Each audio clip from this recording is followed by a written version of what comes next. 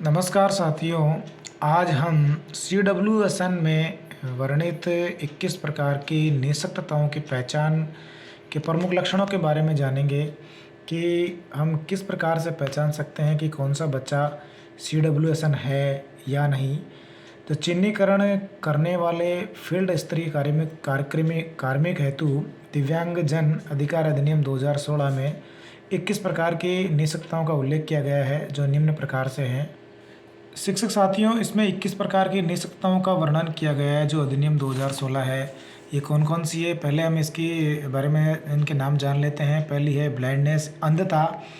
दूसरा अल्पदृष्टि, कुष्ठ रोग मुक्त, श्रवण बाधिता, बधिर एवं उच्च सुनना, चलन निःशक्तता, बौद्धिक असमता, स्वलीनता, प्रमस्तिष्कघात, मांसपेशी दुर्विकास, chronical neurological condition, specific learning disability, वाक एवं भाषा निःशक्तता, थैलेसीमिया, हीमोफीलिया, अधिरक्त स्त्राव, सिकल सेल डिजीज, बहुनिःशक्तता, तेजाब हमला पीड़ित, पार्किंसंस रोग। ये 21 प्रकार की निःशक्तताएं हैं जो अधिनियम 2016 में वर्णित है। अब इनकी हम पहचान कैसे करें, इनके बारे में हम आगे एक एक करके जानेंगे। साथियों, आप देख पा रहे होंगे कि पहले प्रकार के जो दृष्ट बाधिता ब्लाइंडनेस है, इसमें एक आपको चित्र दिख रहा है।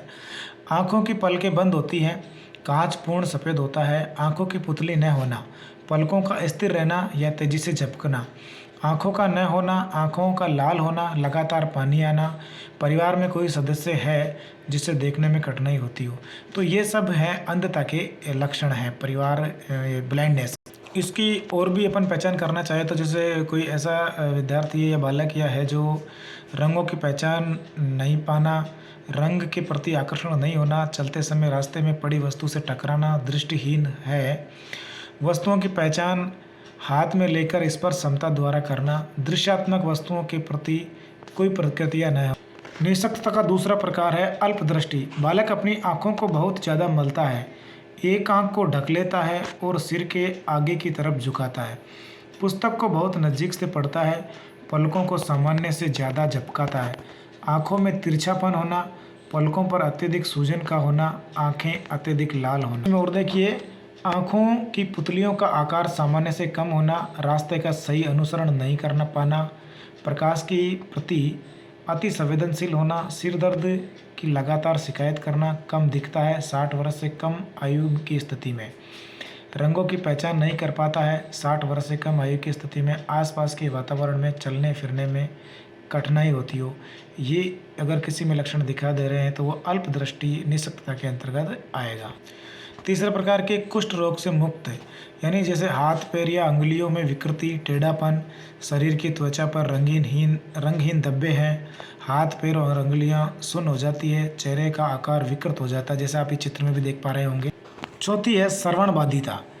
बच्चा ऊंची आवाज़ में बोलता है या बिल्कुल धीरे बोलता है, टीवी रेडियो की आवाज़ अधिक रखता है, बच्चों में ध्यान एवं एकाग्रता की कमी होती है, बच्चा सुनने के लिए आवाज़ की तरफ कान घुमाता है, बच्चे प्राय निर्देशों को नहीं समझ पाते हैं, बच्चे श्रुत लेख सही प्रकार से नहीं लिख पाते हैं, बच्चे कक्षा में शांत बैठे रहते हैं, बालक के कान में दर्द होता है एवं कान से द्रव रिसता है। इसी के और लक्षण है, परिवार में किसी भी सदस्य को बहरापन अथवा सुनने में कठिनाई होती है, बहरापन है, ऊंचा सुनना, कम सुनना, आवाज़ देने पर या नाम से बुलाने पर कोई प्रतिक्रिया व्यक्त नहीं करता है, ताली, घंटी, घुंघरू की आवाज़ पर कोई प्रतिक्रिया नहीं करता है, इशारों में बातें करता है, सांकेतिक भाषा का प्रयोग करता है। चलन निःशक्तता, पांचवें प्रकार की, व्यक्ति को हाथ पैर अथवा दोनों की निःशक्तता है, लकवा है, हाथ या पैर कट गया है, पोलियो से ग्रसित है, शरीर के प्रति एवं मांसपेशियों में समन्वय की कमी दिखाई देती है। छठे प्रकार की निःशक्तता है बौनापन। व्यक्ति कद वयस्क होने पर भी 6 फुट 10 इंच 147 सेंटीमीटर या इससे कम होना।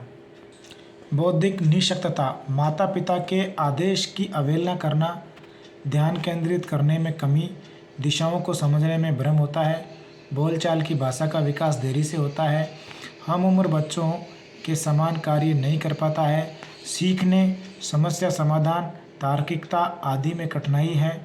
प्रतिदिन के कार्यों, सामाजिक कार्यों एवं अनुकूल व्यवहार में कमी होती है। दैनिक जीवन की क्रियाएं जैसे कपड़े पहनना, बटन बंद करना, मंजन करना, खाना खाना आदि भी स्वयं नहीं कर पाता है। बोलने, स्वयं की आवश्यकता को अभिव्यक्त करने में कठिनाई होती है। पढ़ने लिखने व समझने में कठिनाई होती है।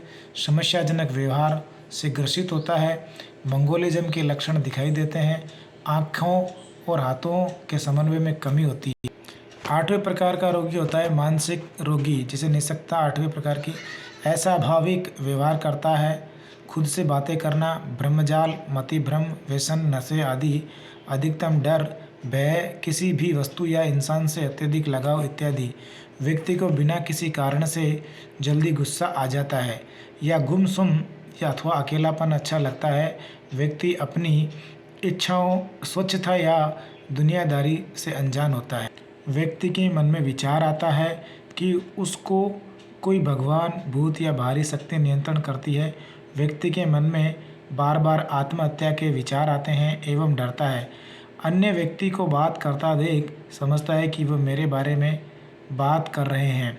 संदेह करना, बार बार मूड बदलना, व्यक्ति को आत्मग्लानि होती है। यह है मानसिक रोग। Number 9, autism. अपने वातावरण में परिवर्तन नहीं चाहते हैं। बच्चों में सोचने एवं समझने की क्षमता कम होती है। एक ही शब्द को बार बार बोलते हैं, जो इनसे कहते हैं उसे दोहराते हैं। इन बच्चों में समस्या व्यवहार पाए जाते हैं, जैसे आक्रामकता, आत्मघाती व्यवहार। व्यक्ति को किसी कार्य पर ध्यान केंद्रित करने में कठिनाई होती है। आंखें मिलाकर बात न कर पाना, गुमसुम, खोया हुआ रहता है। ये भी ऑटिज्म का प्रकार है। व्यक्ति को अन्य लोगों से घुलने मिलने में कठिनाई होती है। अकेला रहना पसंद करता है। अति संवेदनशीलता, निम्न संवेदनशीलता से ग्रसित होता है। वस्तुओं से खेलने, इकट्ठा करने में असामान्य रुचि दिखाता है। शरीर व हाथों को हिलाता रहता है। Cerebral palsy. बालक अपने दोनों हाथों को प्रयोग एक साथ नहीं कर पाता है। गोद में लेते समय, कपड़े पहनाते समय, नहलाते समय बच्चे का शरीर अकड़ जाता है। बालक में एकाग्रता की कमी होती है। व्यक्ति को पैरों में जकड़न, चलने में कठिनाई, हाथ में काम करने में कठिनाई होती है। व्यक्ति को चलने में कृत्रिम अंग, बैसाखी, कैलीपर इत्यादि का उपयोग करता है। इसी के और प्रकार हैं। अंगों में विकृति पाई जाती है। पाँवों, आँखों और हाथों का समन्वय संतुलन कमज़ोर होता है। मुंह खुला रहता है और लार गिरती है। खाना काटना, चबाना व निगलने में कठिनाई होती है। इसमें एक या एक से अधिक अंग प्रभावित होते हैं। ये नॉन प्रोग्रेसिव न्यूरोलॉजिकल स्थिति या कंडीशन है। नंबर 11, मांसपेशी दुर्विकास। मांसपेशियां कमज़ोर होती है। मांसपेशियों में विकृति होती है। इसमें विकृति बढ़ती हुई होती है। जकड़न आ जाती है। व्यक्ति पंजों के बल चलता है। व्यक्ति को दौड़ने कूदने में परेशानी होती है। ये वंशानुगत बीमारी है। Number 12, chronicle neurological conditions. मस्तिष्क और स्पाइनल कोड में असंतुलन होता है।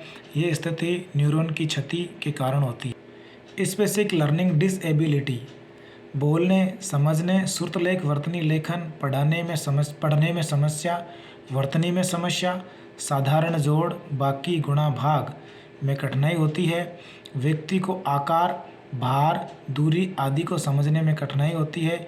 व्यक्ति को बार बार निर्देश देने की आवश्यकता पड़ती है एवं भाषा समझने या शब्दों का अर्थ समझने में कठिनाई होती है।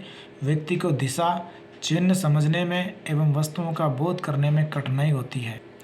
समस्या समाधान में कठिनाई होती है। एकाग्रता में कमी, याद न रख पाना, याद न रहना, वाक्य एवं गद्यांश को समझन में मुश्किल होती है। बालक का पठन पाठन में प्रस्तुतिकरण एवं उम्र से मेल नहीं खाता है। मौखिक अभिव्यक्ति अच्छी होती है लेकिन लिखने में कठिनाई आती है। वाक्य एवं भाषा निःशक्तता। परिवार का कोई सदस्य गूंगा या बोलने में कठिनाई होती है। सामान्य बोली से अलग बोलता है, जिससे कि परिवार के सदस्यों का अलावा अन्य लोग नहीं समझ पाते हैं।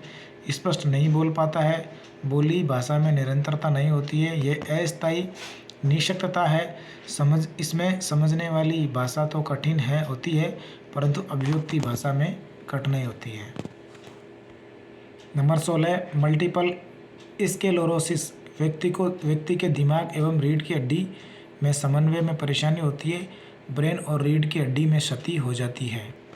नंबर 17 है हीमोफीलिया, अधिक रक्तस्राव, चोट लगने पर अत्यधिक रक्तस्राव होता है, घाव से रक्त बहना बंद नहीं होता है। ये बीमारी पुरुषों में मिलती है और औरतों से पुरुषों में स्थानांतरित होती है। इस बीमारी में खून का थक्का बनने की सामान्य योग्यता नहीं होती है। खून की जांच रिपोर्ट आवश्यक देखनी है। चिकित्सक द्वारा खून की अत्यधिक कमी, सिकल सेल डिजीज बताई गई है। खून की कमी से शरीर के अंग अवयव खराब हो गए हैं। चिकित्सक के इलाज की पर्ची से ही पहचाना जा सकता है। खून की जांच रिपोर्ट आवश्यक देखनी। बहुनिशक्तता, व्यक्ति 2 या 2 से अधिक तरह की निशक्तताओं से ग्रसित होता है, जैसे बधिरता के साथ अंधापन, मानसिक मंदता, सेरेब्रल पाल्सी, मानसिक रोग, चलन निशक्तता, मूक निशक्तता, श्रवण निशक्तता, ऑटिज्म, दृष्टिबाधित, कुष्ठ रोग। उपरोक्त निशक्तता में से 2 या 2 से अधिक निशक्तता से ग्रसित, जैसे मानसिक मंदता के साथ अंधापन, संप्रेषण अत्यधिक प्रभावी होता है। विकासात्मक शैक्षणिक कठिनाइयाँ अधिक होती है। तेजाब हमला पीड़ित, इस प्रकार की निशक्तता को आप आसानी से पहचान सकते हैं। तेजाब हमले की वजह से व्यक्ति के अंग असामान्य प्रभावित होते हैं। शरीर के अंग, हाथ अथवा पैर अथवा आँख अथवा गला और चेहरा आदि असामान्य या प्रभावित होते हैं। नंबर 21, पार्किंसंस रोग, हाथ पांव मांसपेशियों में जकड़न, तंत्रिका तंत्र प्रणाली संबंधी कठिनाइयाँ होती है। व्यक्ति की कमर झुक जाती है, हाथ लटके हुए रहते हैं। व्यक्ति छोटे छोटे कदम भरकर चलता है, साथ में हाथ नहीं हिलते हैं। व्यक्ति के हाथों में कंपन होता है, घूमने एवं चलने फिरने में कठिनाइयाँ होती है। चिकित्सक की रिपोर्ट या पर्ची आवश्यक देखनी है।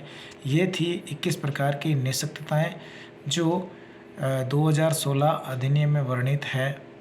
धन्यवाद शिक्षक साथियों। जानकारी अच्छी लगी हो तो चैनल को सब्सक्राइब जरूर करें।